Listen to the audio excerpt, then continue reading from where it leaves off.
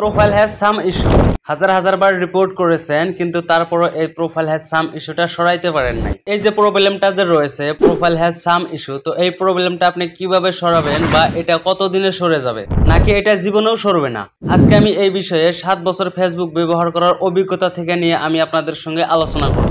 আজকের ভিডিওটা আপনি যদি কোনো রকমের স্ক্রিপ্ট না করে পুরো ভিডিওটা দেখতে পারেন, আমি 100% শিওর আপনার এই সমস্যার সমাধান হবেই হবে। তো চলুন ভিডিওটি শুরু করে দেই। সো হ্যালো ফ্রেন্ডস, আমি আজিজুর রহমান, আপনারা দেখতেছেন আজ্জু টেকনিক্যাল ইউটিউব চ্যানেল।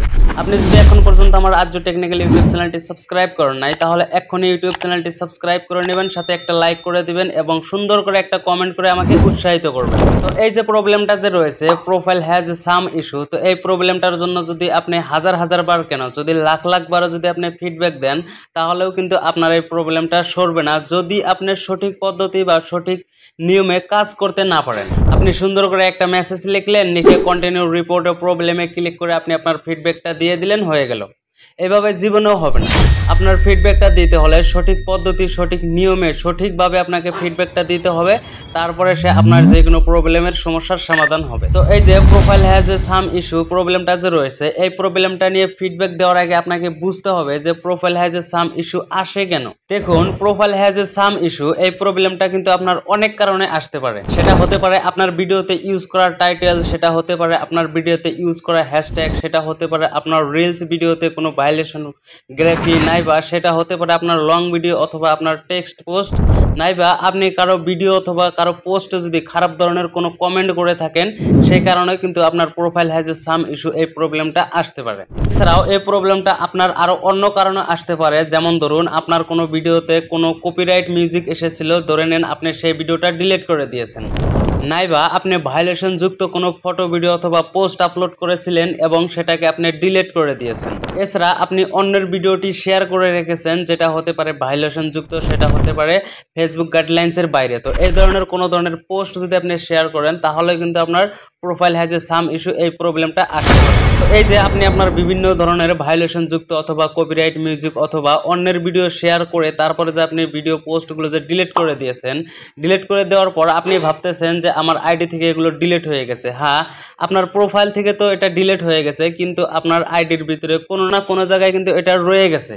তো সেই বস্তুগুলোকে আগে আপনাকে ভালো করে ডিলিট করে দিতে হবে। আপনি যখন কোনো পোস্ট অথবা কোনো ভিডিও ডিলিট করে দিবেন সেটা কিন্তু আপনার রিসেন্টলি একটা ফাইল থাকে আপনার প্রোফাইল অথবা আইডি থেকে ডিলিট করে দেওয়ার পর সেই রিসেন্ট ফাইলে কিন্তু জমা হয়ে থাকে।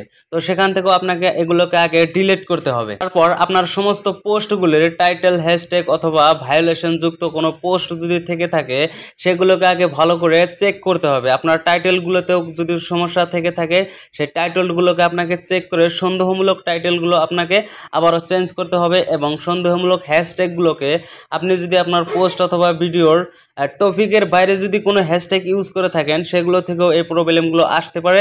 তো সেই হ্যাশট্যাগুলোকেও আপনাকে সুন্দর করে আগে চেক করতে হবে। চেক করে এই সন্দেহমূলক হ্যাশট্যাগুলো এবং টাইটেলগুলোকে আপনাকে চেঞ্জ করতে হবে।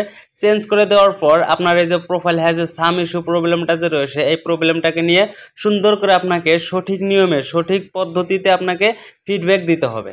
আপনি যদি এই সবগুলো করণীয় কাজগুলো যদি আপনি সঠিকভাবে করে সঠিক পদ্ধতিতে যদি করে আপনি ফিডব্যাক দিতে পারেন, আপনি সঠিক নিয়মে যদি ফিডব্যাক দিতে পারেন তাহলে আমি 100% গ্যারান্টি দিয়ে বলতেছি আপনার এই profile has a some issue প্রবলেমটা কিন্তু সরে যাবে। এবার ধরে নিন আপনি আপনার সমস্ত পোস্টগুলোকে চেক করেছেন, আপনার সমস্ত টাইটেলগুলোকে চেক করেছেন, আপনি আপনার সমস্ত হ্যাশট্যাগুলোকে চেক করেছেন এবং আপনি আপনার ডিলিট করে দেওয়া পোস্টগুলো রিসেন্টলি ফাইল থেকেও আপনি ডিলিট করে দিয়েছেন। দেওয়ার পরে আপনি ফিডব্যাক দিয়েছেন, সব ঠিকঠাক মতো করেছেন। তো আপনি আজকে ফিডব্যাক দিয়ে দিলেন, কালকেই কি আপনার এই profile has a some issue প্রবলেমটা সরে যাবে? যাবে না। এর জন্য কিন্তু আপনাকে ওয়েটিং করতে হবে। এখন দেখুন আমাদের যেটা করণীয় যে আমরা সবগুলো চেক করে আমরা ফিডব্যাকটা দিয়ে দিলাম, বাকিটা ফেসবুক কোম্পানির হাতে, মেটা টিমের হাতে। তারা আপনার এই প্রবলেমটা যখন ইচ্ছা তারা কিন্তু সরিয়ে দিতে পারে। এর জন্য কিন্তু আমাদেরকে জাস্ট ওয়েটিং করতে হবে। দেখুন 1 থেকে 2 দিনের মধ্যে কিন্তু আপনার এই প্রোফাইল হ্যাজ এ সাম ইস্যুটা সরবে না।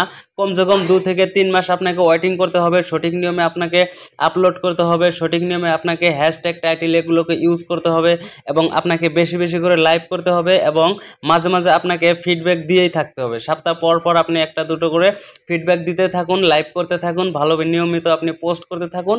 তাহলে আপনার এই profile has a some issue, প্রবলেমটা 100% ঠিক হয়ে যাবে। তো এবার কথা হলো আপনি সঠিক নিয়মে কিভাবে ফিডব্যাক দিবেন। তো এর জন্য আপনি মোবাইল স্ক্রিনের দিকে একটু ভালো করে লক্ষ্য করবেন। তো ফেসবুক অ্যাপ্লিকেশনটি ওপেন করে নেওয়ার পর এই যে উপরে যে 3 ডটটা দেখতে পারতেছেন, এই 3 ডট নাই বা আপনার যে চ্যানেল লোগোটা রয়েছে এর উপরে একটি ক্লিক করে দেবেন, ঠিক আছে। তো এখানে ক্লিক করে দেওয়ার পর এখান থেকে আপনি সিম্পলি নিচে চলে আসবেন। নিচে আসার পরে যেখানে দেখতে পারবেন হেল্প অ্যান্ড সাপোর্ট, তো যারা যারা 2-1বার ফিডব্যাক দিয়েছেন তারা তো জানেনই, তো যারা জানেন না তাদের জন্য আমি স্টেপ বাই স্টেপ শিখিয়ে দিতেছি। তো হেল্প অ্যান্ড সাপোর্টের উপরে একটা ক্লিক করে দেবেন। এখানে ক্লিক করে দেওয়ার পরে যেখানে দেখতে পারবেন রিপোর্ট এ প্রবলেম বলে একটা অপশন রয়েছে, তো এই অপশনটার উপরে একটা আপনি ক্লিক করে দেবেন। তো এখানে ক্লিক করে দেওয়ার পর সিম্পলি যে এখানে দেখতে পারবেন continue to report A problem, এটার উপরে একটা ক্লিক করে দেবেন। তো এখানে ক্লিক করে দেওয়ার পর আপনার সামনে কিছুটা লোডিং নেবে কিছুক্ষণ। তো লোডিং নেওয়ার পর আপনার সামনে নতুন একটা ইন্টারফেস বেরিয়ে আসবে। তো আমার এখানে লোডিং নিতেছে। তো লোডিং নেওয়ার পরে যে দেখতে পারতেছেন আমার এই ইন্টারফেসটা বেরিয়ে আসলো।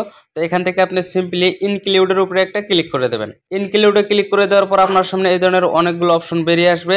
তো এখান থেকে মূলত আপনি যদি পেজ থেকে ফিডব্যাক দিতে চান তাহলে এখানে আপনাকে পেজ সিলেক্ট করে নিতে হবে, এবং আপনি যদি প্রোফাইল থেকে ফিডব্যাকটা দিতে চান তাহলে আপনাকে প্রোফাইল সিলেক্ট করে নিতে হবে।